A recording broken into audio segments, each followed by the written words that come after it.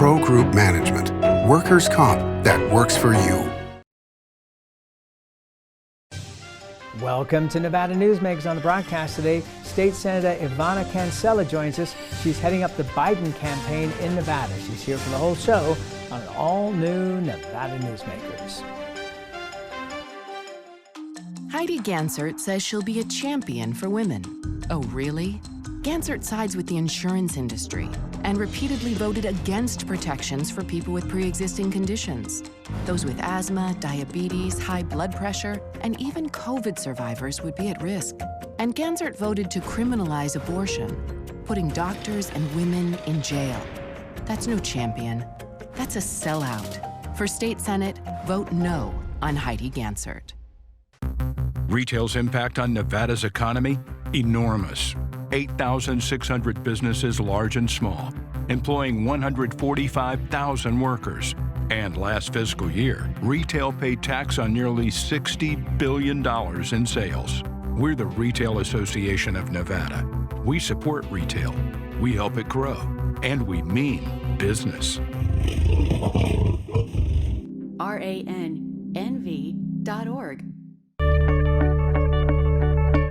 Safety is the #1 priority for the trucking industry.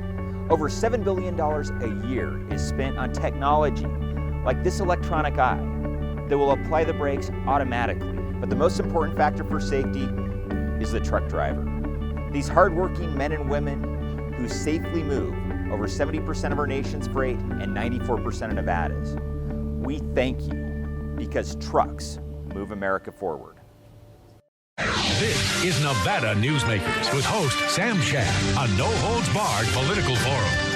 Now, from the Nevada Newsmakers broadcast headquarters, here is Sam Shad. And back on Nevada Newsmakers, we're always pleased to welcome back to the program State Senator Yvanna Cancela. She is running the Joe Biden campaign here in Nevada. Pleasure to have you back on the program. Good to be here, Sam. Thank you. So as we tape this, we have just one day over a week to go before Election Day. What are your thoughts? Well, I'm very excited to see how many Nevadans are voting. It's so important that people make their voices heard in this election. And it's clear that, like in previous cycles, Nevada is a battleground state. The numbers show us that both sides are voting. And I'm keeping my eye on the home stretch of doing everything we can to ensure that our campaign is aggressively courting voters and making sure people know where they need to go and all the different ways that they can vote in this election. There was a period here a couple of months ago where a lot of people were saying on the political spectrum that Nevada was no longer a battleground state. But that, in fact, has turned out not to be true, that the amount of money the Biden campaign is spending, the amount of visits from the president and his family shows that Nevada's 6 electoral votes are really in play.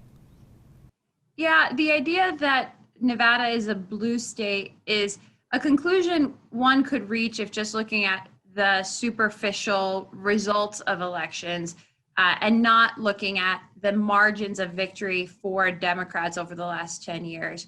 Elections have been won by Democrats because we as Democrats have invested in voter registration and deliberate campaigning and culturally competent campaigning and courting different and diverse communities.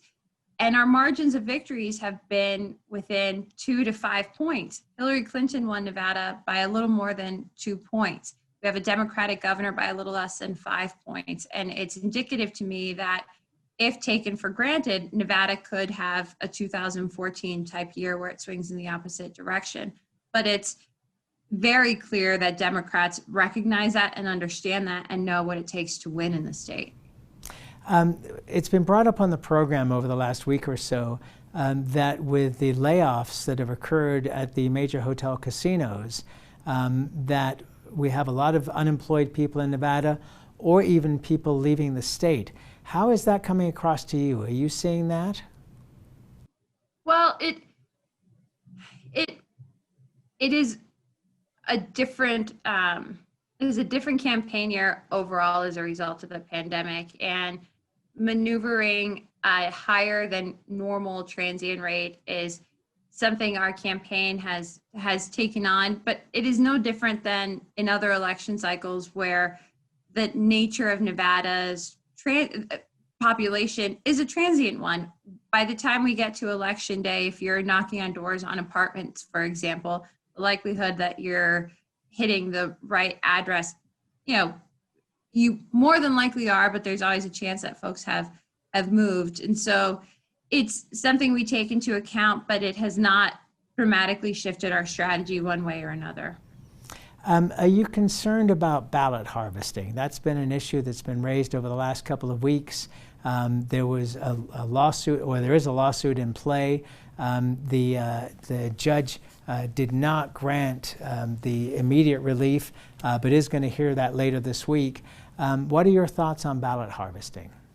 Well, we've not seen any reports of any illegal activity related to ballot collection. What we did as a legislature was make it easier for people who are homebound because of the pandemic or because of any other conditions to make it so they can safely deliver their ballot to someone they trust to turn it in for them. There's accountability built into the process in the form of having the person who is turning in the ballot having to sign an affidavit indicating who they are so that there's a clear indication of the line of collection of the ballot. And so I think we as a legislature created a process that has the safeguards to prevent potential misdoing or potential negative actions related to ballot collection, and have in fact made it easier for people to continue to be safe and quarantine and not have to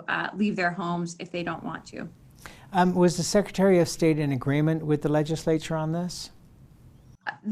I don't know where the Secretary of State was personally, I can't speak for her, but the Secretary of State's office has enacted the legislation and was a part of the discussion leading up to the final AB4, which was the bill. But I can't speak for Secretary Zagorski and how she feels about the legislation.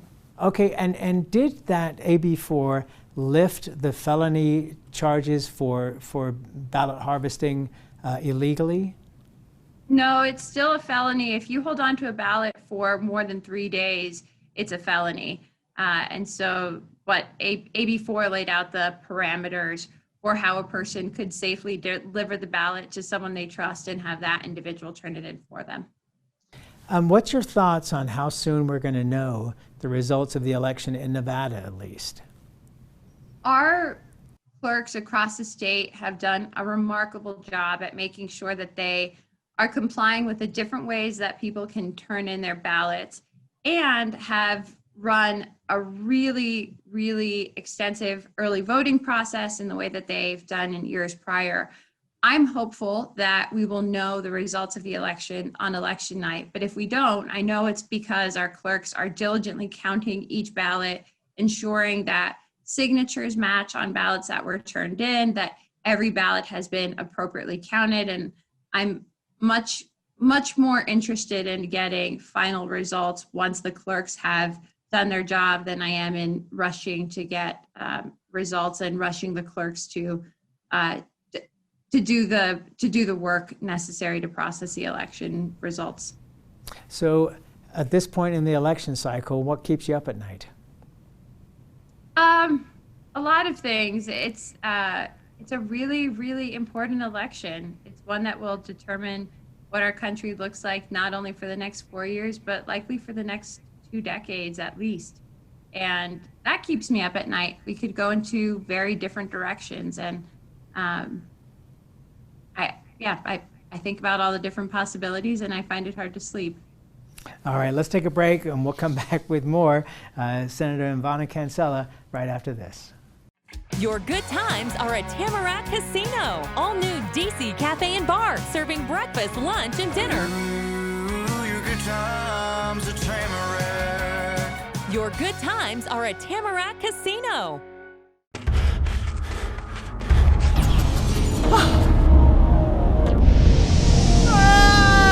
Penny, Dad? Are you learning? This place is great. Huh? You gotta try this. Wow, this stuff is great. People are gonna love it. Yes. Yes, they will.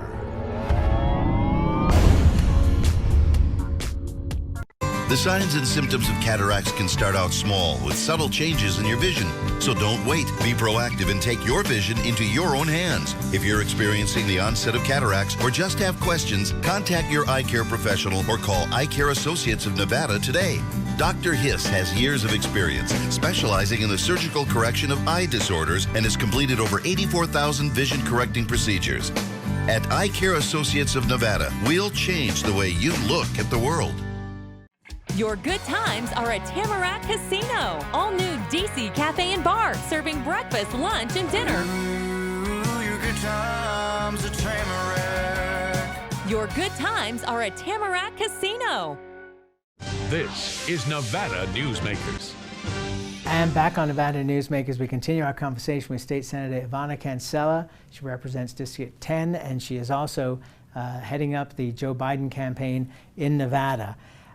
So what do you think the biggest difference is between the Biden campaign this time around and the Hillary Clinton campaign the last time around as regards Nevada? So I did not work on the Clinton campaign. In 2016, I was still working at the Culinary Union.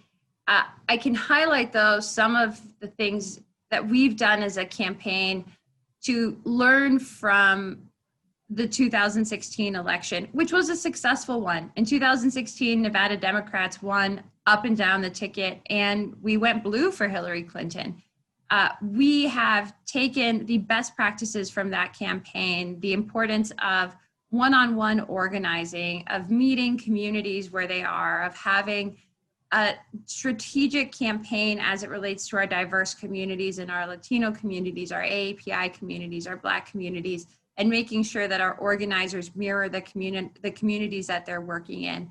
We are, as a result of the pandemic, rewriting the playbook on what campaigning looks like and investing in paid communications in a way that we haven't in the past. We are outspending the Trump campaign on almost a 3-to-1 basis in Spanish language media. We are active on digital platforms like YouTube and Facebook and social media in a way that is micro-targeted at different communities. I think we've come up with all of the creative ways to communicate with voters while still keeping social distance and ensuring that we are following all of the health standards and guidelines of the state, and that we are still creating interesting events and content so that people engage with our campaign. It's really a multifaceted, comprehensive campaign.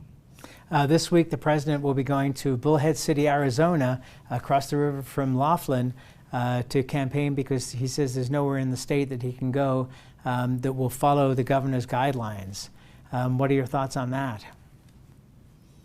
The Trump campaign is going to continue doing everything they can into the home stretch. They know that Nevada is important in the same way that we as Democrats know Nevada is important. I'm just glad the president isn't coming back to create a super spreader event in our state.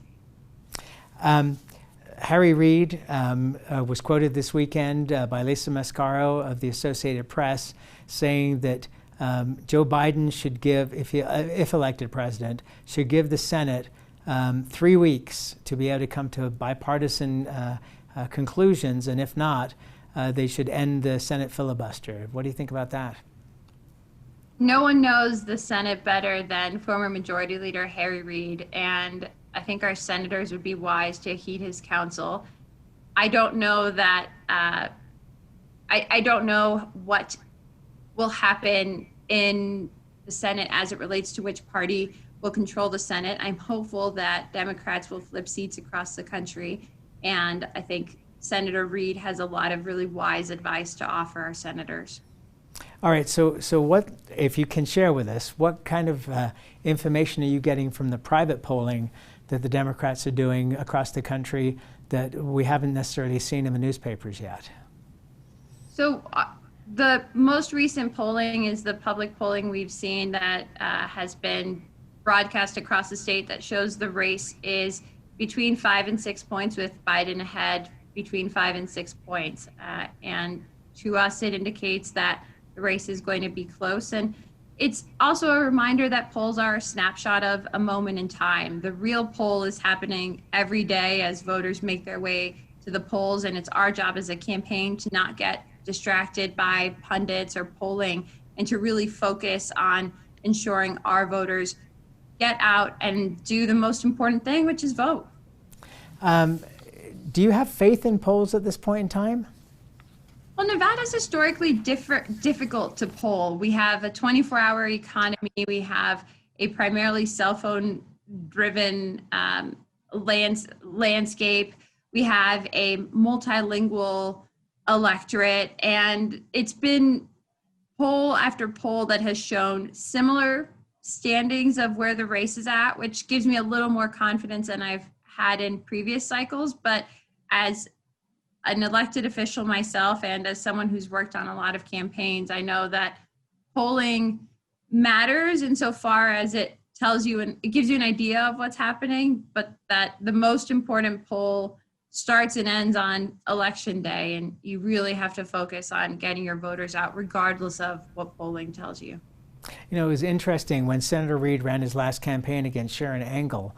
In the 6 weeks between the primary and the time where Sharon Angle was able to get her campaign organized, according to pollster Mark Mellman, who ran those polls, he said that they already knew in that first 6 weeks that Sharon Angle was defeated. They had tested all the messages and they knew that they were going to win. Do you have a sense that that is the same situation now, where the Biden campaign feels that it is actually going to win at this point? Well, no. Anyone who tells you we're definitely going to win has not worked on a losing campaign before. You cannot take anything for granted until you've actually won and the race is called. But what we have seen reflected in the campaign that polling has shown is that many of the attacks Trump has tried to throw at the vice president have not gotten the traction that Trump likely hoped they would. And I think it's been interesting to see just how much voters really trust and identify Joe Biden as a leader of empathy, of compassion, of having the qualities necessary to bring our country back together. All right, let's take another break and we'll be right back with Senator Cancela after this. Dimitri Prine here for Design Outdoor. Come visit Design Outdoor's store and backyard to see our wide selection of fire pits, barbecues, and pizza ovens, natural stone water features and fountains, and frost-proof pottery. Our store and backyard are located at 11600 South Virginia, just north of DeMonte Ranch Parkway. Visit designoutdoor.com or call us at 851-9499. One of the most psychologically damaging things parents can do to children in divorce is disparage one another, which is why I can't believe I even have to make this commercial. Half of your kids' genetics come from this person you're spewing hate about. Your children have the right to love you both, but more than that, they deserve to love themselves. Marilyn York might be a men's rights divorce attorney, but this is for every selfish parent. Shut up!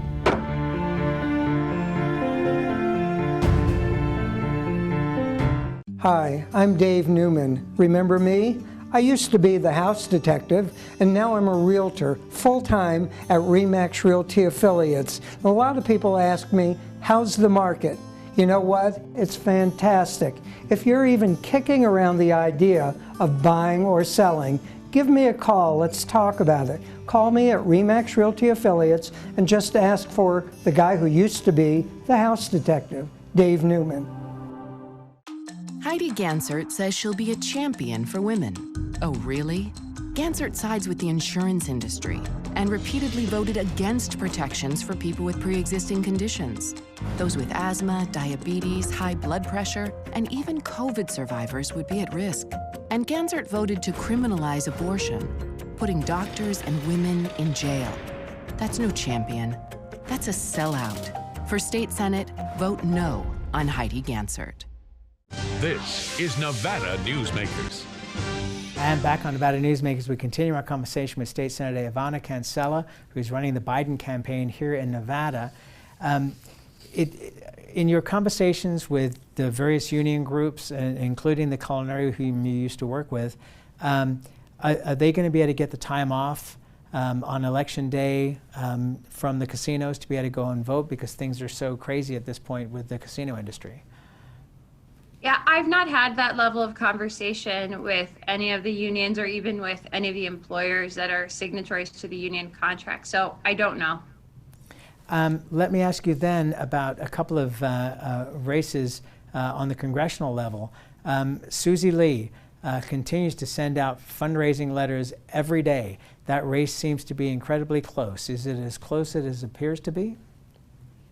It's a district that was drawn to be a 50-50 split with more Republican leanings than Democratic, and we've seen the district change party hands almost every election cycle since it was created. So yes, it is going to be a close race, but Congresswoman Lee is running an aggressive campaign. She is at the top of her game. I got to spend some time with her this weekend, and it's clear that she's confident in the work she's done in DC, and that she has a vision for why she should be the congresswoman for that district. And I think it's one that will resonate with voters because it's authentic, it's real, and it's what Nevadans need. We need strong leaders in DC, and if all of that alone is not persuasive, when you contrast her record with that of her opponents, it becomes increasingly clear that the voters in CD3 have an excellent representative in place today, and that replacing her with someone of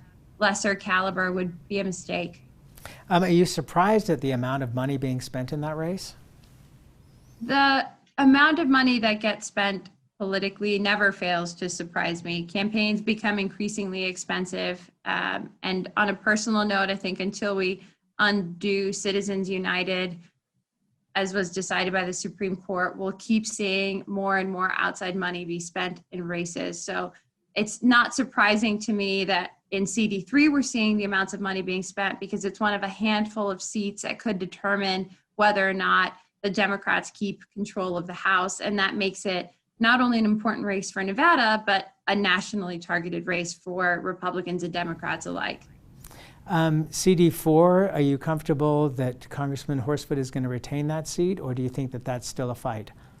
I still have 2014 memories of what it was like to lose in that district. So I don't feel comfortable in any of our races until they're decided. But Congressman Horsford is mounting a really strong campaign and has been very, very present in the district and in his community, and is making sure that voters know the work he's done in DC and the work he's done as a leader here in Nevada. So I feel very good about the candidate we have. I feel very good about Congressman Horsford and the way that voters know the work he's done. But until those results come in, I don't get comfortable. Your Democratic National Committeeman, Alex Goff, has been on the program and has mentioned Heidi Gansert and Jill Tolles as two Republicans that could win statewide in Nevada. Is that the reason why there is so much money being spent against Heidi Gansert in her race for state Senate, based on the fact that potentially she could run for governor down the road? We have a great candidate in Wendy Howdigi Jenkins. She is awesome and will do a great job in Northern Nevada. And the money being spent in that race is to give the voters of that Senate district the opportunity to have Wendy as their representative. And I'm very hopeful that she will win that race, because I'd love to have her as a colleague in the Senate. Do you anticipate having supermajorities in both houses after this election, or is that just a great wish at this point in time? I don't know. It's certainly possible, but it will depend on some very close Senate and Assembly contests. Last question here. One of the complaints that has occurred on this program a lot in the last few weeks since the special session is the meetings in the middle of the night and the lack of transparency that came out of the legislative special sessions. Would you like to see things done differently going into the regular session in February? Special sessions are labeled special for a reason. They have to move very quickly, and their scope is limited to whatever is in the declaration for the special session. And because we are on taxpayers' dime, we worked through the night and as diligently as possible to shut down the session and complete our business in a way that respected the fact taxpayers were paying for us to be up there. During a regular session, there is a totally different set of process and procedure. And I think the idea that there is a lack of transparency is a misnomer. It's one that could be easily resolved if folks were following along on Nellis. Everything was streamed online. All of the agendas were live. And the vast majority of legislators have their cell phones up on the legislative contact information site. I, for example, have one cell phone, and that's where you can reach me 24/7. So as a body, we are very accessible and do everything we can to be transparent. Sometimes it's just making sure that you know to look in the right place, and perhaps we could do a better job at publicizing where agendas and live streams are housed. And that's where we have to leave it. As always, pleasure to have you on the program, ma'am, and good luck with the campaign. Thanks very much, Sam. Good to see you. And we'll be right back. A bird's eye captures its surroundings at different heights. At Brian Culpa Photography, we can make your imagination soar over buildings, parks, cityscapes, and beyond. Brian's images tell the story and get the job done. If you need a new perspective to tell your story, contact Brian today. Brian Culpa Photography. Experience the bird's eye view at brianculpaphotography.com.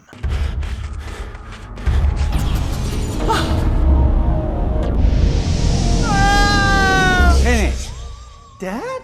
are you learning? This place is great. Huh? You gotta try this. Wow, this stuff is great. People are gonna love it. Yes. Yes, they will.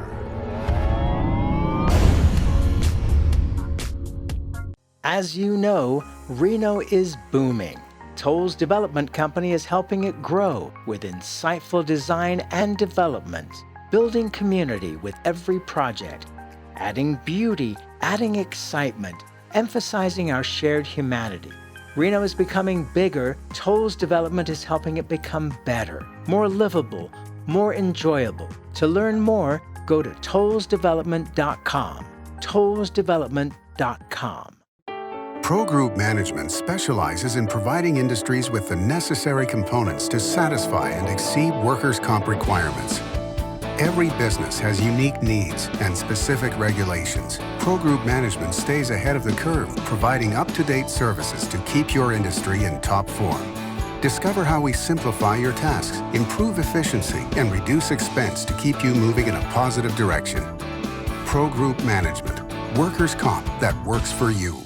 You can now watch Nevada Newsmakers on YouTube. Just go to YouTube and search for Nevada Newsmakers and become a subscriber. We'll see you on the next broadcast. Thanks for watching and listening.